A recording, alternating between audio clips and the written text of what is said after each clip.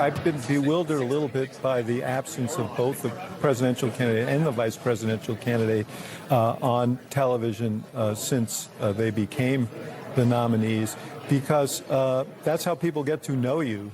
And they haven't really spent a lot of time with either of them before now.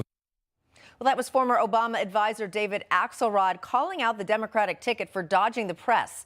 But it looks like that criticism may finally be settling in. Kamala Harris is beefing up her interview schedule a little bit. She just did 2 pre-taped local interviews and is set to do one with 60 Minutes. But if her recent sit-down with the guys on the All the Smoke podcast, what's that? I've never heard of it.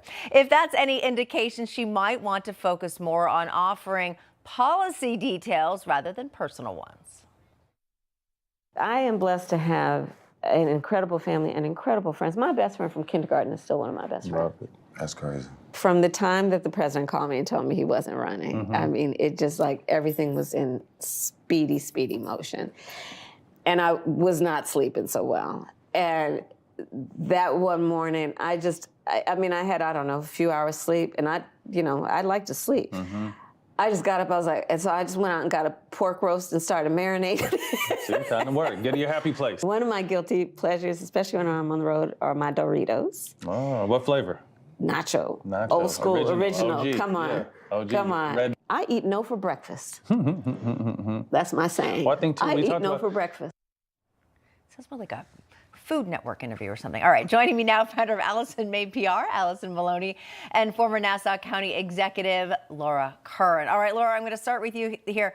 I mean, listen, I get that there are moments where you want to be casual, you want to kind of let people realize you're a real person, but I would say if you're running for president, you might also want to, I don't know, talk about some policies, and it seems like the closer we get to the election, the less we know what Kamala Harris is about. As a Democrat, does that concern you, or do you think, it's working for her, so no big deal? I'm kind of on team Axelrod here. I think getting out there, getting in front of people as much as possible, especially when you're not well known, is incredibly important.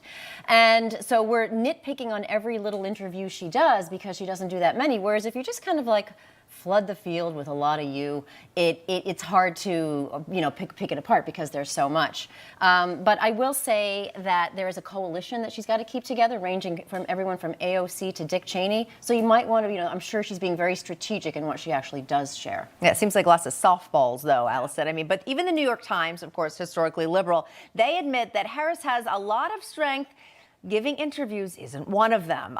When Ms. Harris gives an interview, she hews to a set of well-rehearsed talking points, at times swimming in a sea of excess verbiage. Her first offer is almost the most unsteady, and it goes on from there. But Allison, again, it's not just that she's not saying much. She just doesn't really seem to say anything well. And here's what I'm going to say. The United States voters, the United States people are looking to hire someone for the top job in the land. How can you hire someone if they bomb the interviews? Yeah, and her interviews, obviously they're taped, they're not live. She's doing local interviews, she is doing a 60 Minutes interview. My concern is she hasn't done press conferences, because that's where you're getting those fast-paced, you don't know who's going to give what, you're supposed to call in a lot of different reporters. That's where she should go and do it. I don't think her team's going to have her do that, but that's where you can see really somebody who has to think very quickly on their feet. It's not taped, you can stop, you can't have a fun conversation. That's important for the American public to see, and I don't know if we're going to see that. Yeah, and Laura, we're less than 30 seconds left, but also, as the President of the United States, I think one of the skills you have to have is to be able to think on your feet, to be able to speak on your feet, to be an excellent communicator in moments when you may not realize you're going to be speaking to another world leader at 4 in the morning. And again, it doesn't seem like she has that skill. I think she does. I just think it's muscle memory, like we saw in the debate last night. J.D. Vance seems to just have a better muscle memory because he's done this a lot more. But she's been in there for 3.5 years.